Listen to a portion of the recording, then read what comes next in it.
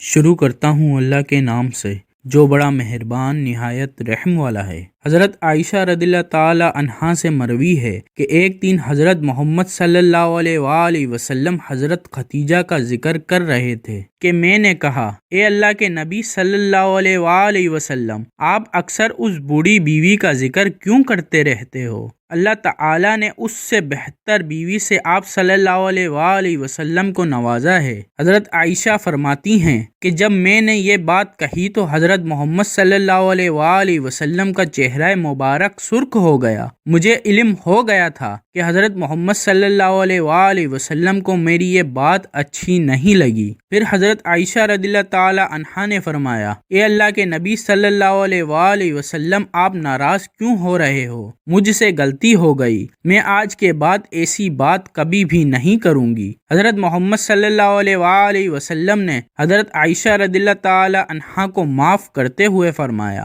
کہ حضرت ختیجہ رضی اللہ تعالی عنہا کو میں کیسے بھول سکتا ہوں؟ حضرت ختیجہ رضی اللہ تعالی عنہا نے میرا ساتھ اس وقت دیا جب ہر طرف سے کفار مجھے تکلیف اور مشکلات پہنچا رہے تھے۔ حضرت ختیجہ رضی اللہ تعالی عنہا اس وقت میرا سہارا بنی جب مشرکین میری جان لینے کے پیچھے پڑے ہوئے تھے۔ تمام بیویوں میں سے حضرت محمد صلی اللہ علیہ وآلہ وسلم اپنی پہلی بیوی حضرت ختیجہ رضی اللہ تعالی عنہا کو اکثر یاد کرتے رہتے تھے، ان کے لیے اللہ تعالی سے مغفرت کی دعا کیا کرتے تھے۔ امام طبری اور ظاہری اور حضرت قتادہ بیان کرتے ہیں کہ حضرت ختیجہ نے اس وقت اسلام قبول کیا تھا جب کوئی بھی عورت مسلمان نہ ہوئی تھی۔ رسول اللہ صلی اللہ علیہ وآلہ وسلم نے فرمایا، جنت میں داخل ہونے والی بہترین عورتیں یہ ہیں: ختیجہ بنت خولید، فاطمہ بنت محمد صلی اللہ علیہ وآلہ وسلم، مریم بنت عمران اور آسیہ بنت مزاحم۔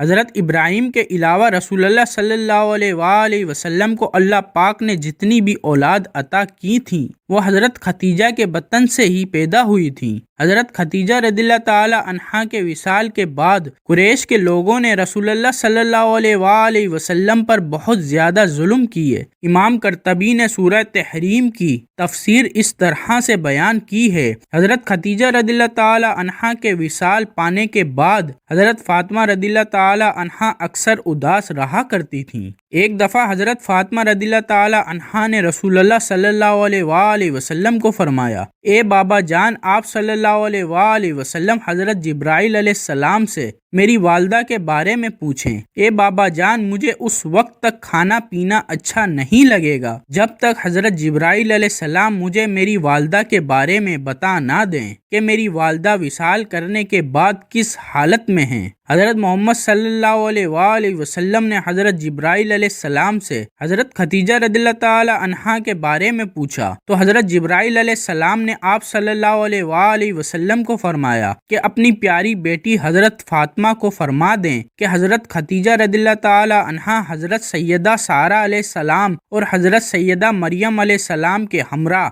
جنت میں بڑی شان و شوکت کے ساتھ رہ رہی ہیں۔ جب اللہ تعالی نے حضرت محمد صلی اللہ علیہ وآلہ وسلم کو شب معراج کی سیر کروائی تھی تو حضرت محمد صلی اللہ علیہ وآلہ وسلم نے جنت میں ایک بہت ہی خوبصورت محل دیکھا جس میں بہت ہی خوبصورت اور پیاری پیاری چیزیں رکھی ہوئی تھیں جو کبھی کسی انسان نے نہ دیکھی ہوں گی، نہ سنی ہوں گی، نہ ہی کبھی ایسی چیزوں کے بارے میں خیال کیا ہوگا۔ یہ محل دیکھ کر حضرت محمد صلی اللہ علیہ وآلہ وسلم نے حضرت جبرائیل علیہ السلام سے دریافت کیا کہ یہ محل کس کے لیے بنایا گیا ہے تو حضرت جبرائیل علیہ السلام نے فرمایا، اے اللہ کے نبی صلی اللہ علیہ وآلہ وسلم، یہ محل اللہ تعالی نے حضرت ختیجہ رضی اللہ تعالی عنہا کے لیے تیار کروایا ہے۔ حضرت جبرائیل علیہ السلام کی یہ بات سن کر حضرت محمد صلی اللہ علیہ وآلہ وسلم نے فرمایا کہ میں اللہ تعالی کا لاکھ لاکھ شکر ادا کرتا ہوں کہ اللہ تعالی نے حضرت ختیجہ رضی اللہ تعالی عنہا کو دنیا میں مال و دولت، خرچ کرنے کے بدلے میں جنت میں اعلیٰ محل اور مقام عطا کرے گا۔